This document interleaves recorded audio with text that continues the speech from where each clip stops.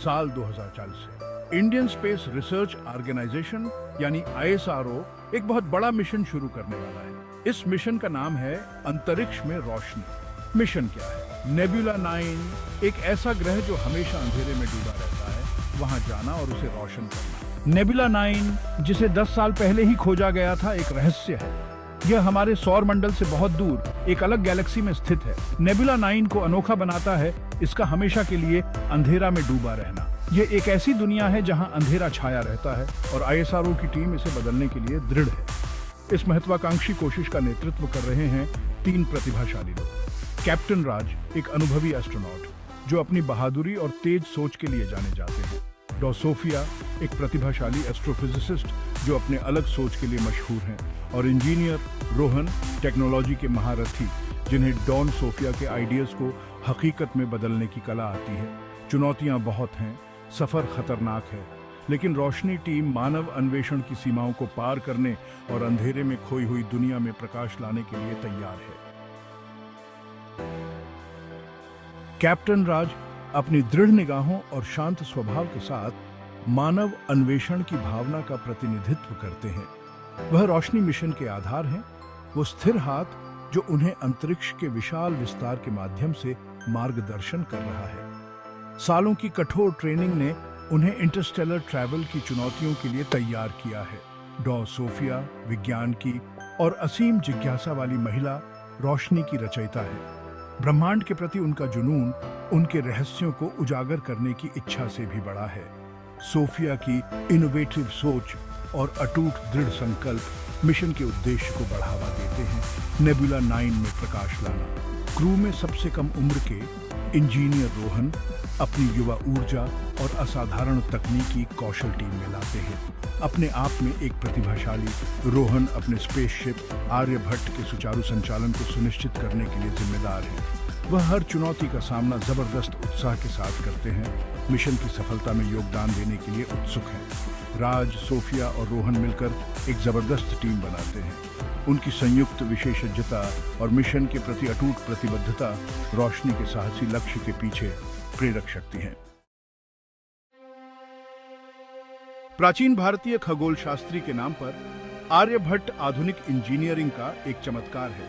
ISRO की नवीनतम तकनीक से लैस, जिसमें एक state of the art propulsion system और एक कटिंग एज नेविगेशन सिस्टम शामिल है, आर्यभट्ट मानवता का सबसे उन्नत स्पेसक्राफ्ट है। उनकी यात्रा एक गर्जना के साथ शुरू होती है जो उनके नीचे की जमीन को हिला देती है। जैसे ही आर्यभट्ट पृथ्वी के वायुमंडल से गुजरता है, चालक दल अपने वेसल की जबरदस्त शक्ति का अनुभव करता है।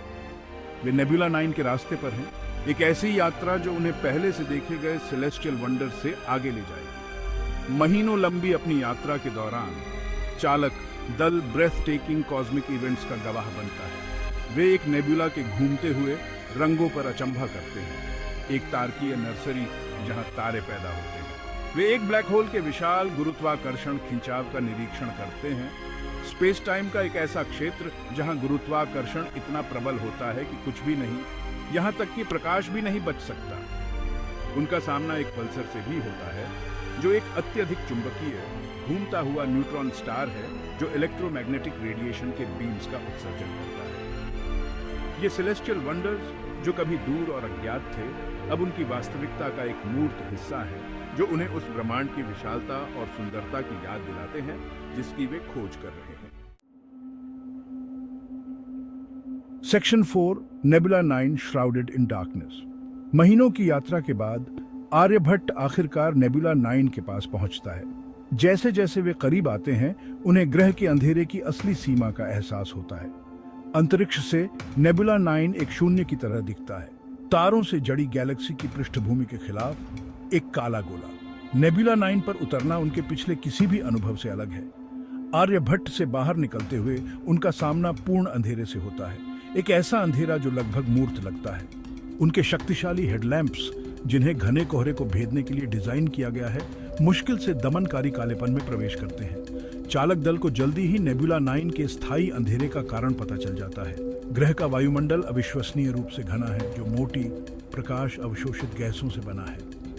ये घना वातावरण सूर्य के प्रकाश को सतह तक पहुंचने से रोकता है, जिससे ग्रह एक शाश्वत रात में डूबा रहता है।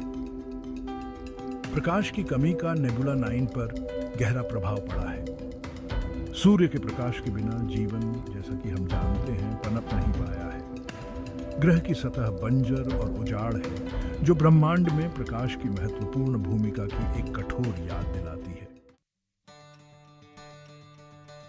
Section 5 सोफियाज इंजेन्युइटी, a ray of hope. पूरी तरह से प्रकाश से रहित ग्रह नेबुला 9 को देखकर चालक दल का मन भारी हो जाता है, लेकिन डॉ सोफिया निराश नहीं होती हैं। उनके उतरने के दौरान एकत्र किए गए डेटा का विश्लेषण करते हुए उन्हें पता चलता है कि जहां ग्रह का वायुमंडल घना है, वह आश्चर्यजनक रूप से उथला भी है। इस एहसास से एक विचार आता है। डॉ सोफिया का मानना है कि ग्रह की सतह पर एक बड़ा शक्तिशाली सोलर पैनल स्थापित करने से बहुत जरूरी रोशनी मिल सकती है। खास तौर पर रोशनी मिशन के लिए बनाया गया सोलर पैनल इंजीनियरिंग का कोई साधारण कारनामा नहीं है। ये प्रकाश की मंद किरणों को भी अवशोषित करने और उन्हें बढ़ाने में सक्षम है, जो नेबुला 9 के एक महत्वपूर्ण हिस्से को रोशन करने के लिए पर्याप्त शक्ति उत्पन्न करता है। यह एक जोखिम भरी योजना है, लेकिन चालक दल डॉ सोफिया के विजन पर विश्वास करता है। आखिरकार उनका मिशन इस अंधेरे में डूबी दुनिया में रोशनी लाना है, और वे बिना लड़े हार मानने वाले नहीं हैं। नेबुला 9 का भाग्य उनके कंधों पर टिका है, और वे सफल होने के लिए दृढ़ हैं। अगर हम वायुमंडल की ऊपरी परतों में घुसने का रास्ता खोज सकें, तो हम पास के तारे की शक्ति का उपयोग कर सकते हैं।